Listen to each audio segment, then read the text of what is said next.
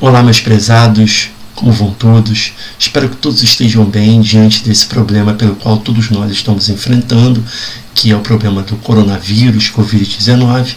Mas hoje eu estou passando aqui para dar uma dica super bacana, para que vocês possam entender um pouco mais sobre a origem do Código de Defesa do Consumidor. Mas para que nós possamos entender cronologicamente, até quando nós tivemos o advento da Lei 8.078 de 90, nós precisamos entender como era antes do Código de Defesa do Consumidor.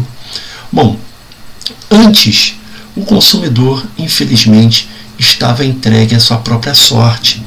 O consumidor ele tentava fazer valer os seus direitos, mas ele chegava para o fornecedor do serviço, como não existia ainda uma lei que amparasse o consumidor, o fornecedor do serviço muitas das vezes dizia o seguinte: olha, corre atrás. Por quê? Porque o consumidor, ele naquela época, ele detinha apenas o Código Civil para resguardar os seus direitos.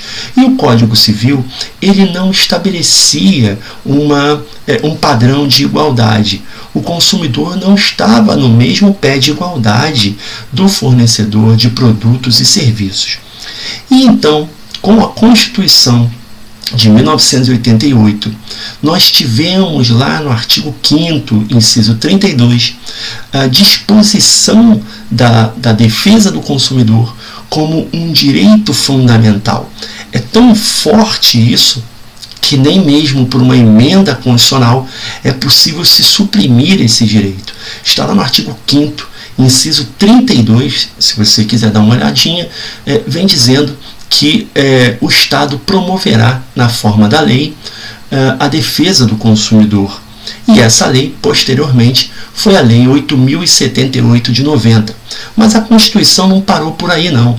No artigo 170, inciso 5, que fala justamente da ordem econômica, se coloca ali como um dos princípios da ordem econômica a defesa do consumidor.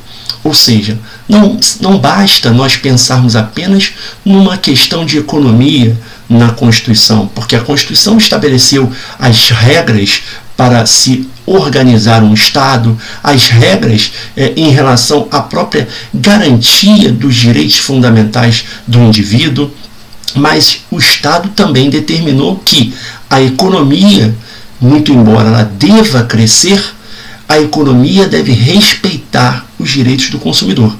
E está lá como um princípio básico do direito econômico, está lá a defesa do consumidor. E também lá no artigo 48 dos atos das disposições constitucionais transitórias, ou ADCT, o artigo 48 vem dizendo que o Congresso Nacional teria 120 dias para elaborar o Código de Defesa do Consumidor. As regras dos atos constitucionais transitórios, atos das disposições constitucionais transitórias, são regras transitórias, regras que servem para um ordenamento jurídico anterior ser substituído pelo novo ordenamento jurídico. Então, nesse artigo 48, vinha dizendo que o Código de Defesa do Consumidor deveria ser elaborado em 120 dias. Bom, demorou um pouco mais, porque no dia 11 de setembro de 1990, nós tivemos também o 11 de setembro aqui, 11 de setembro de 1990, o Código de Defesa do Consumidor surgiu para reequilibrar aquela relação jurídica que estava desequilibrada, estava desproporcional. A balança não estava igual, não estava linear. A balança estava desproporcional. Os pratos da balança não estavam iguais, não estavam em equilíbrio.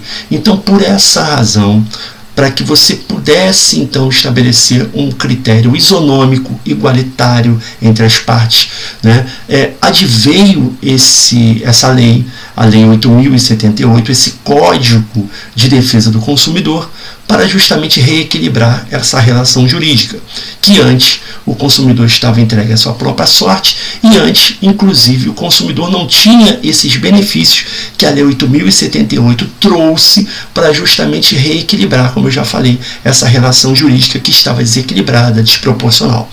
O interessante é que, no artigo 1º da Lei 8.078, já se estabelece que é uma lei que trata ali de normas de ordem pública e, por essa razão, as normas que estão ali não podem ser afastadas por disposições contratuais e, inclusive, como são normas de ordem pública, os julgadores devem declarar nulas as cláusulas abusivas, enfim, devem agir de ofício, né, tendo em vista que as regras do Código de Defesa do Consumidor são normas de ordem pública.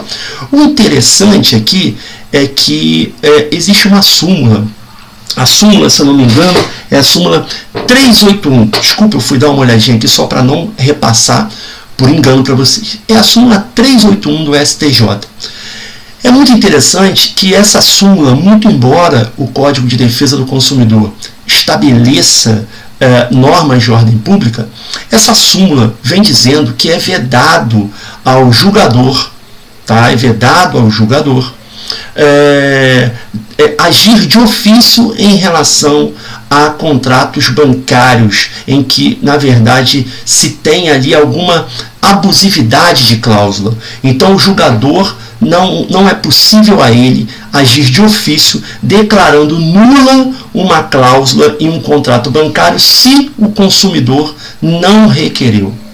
Essa é a síntese da súmula 381 do STJ.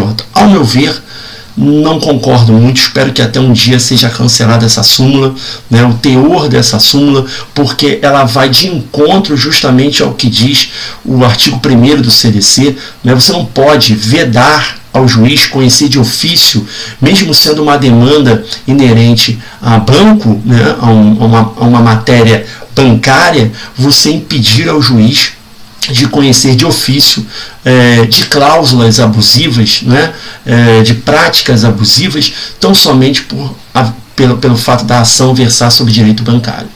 Então, hoje nós ficamos por aqui. Queria repassar essa informação para vocês. Se você gostou do vídeo, dê o seu like, siga o meu canal, se inscreva no meu canal e, se você também quiser repassar para os seus amigos, fique à vontade. E até a próxima.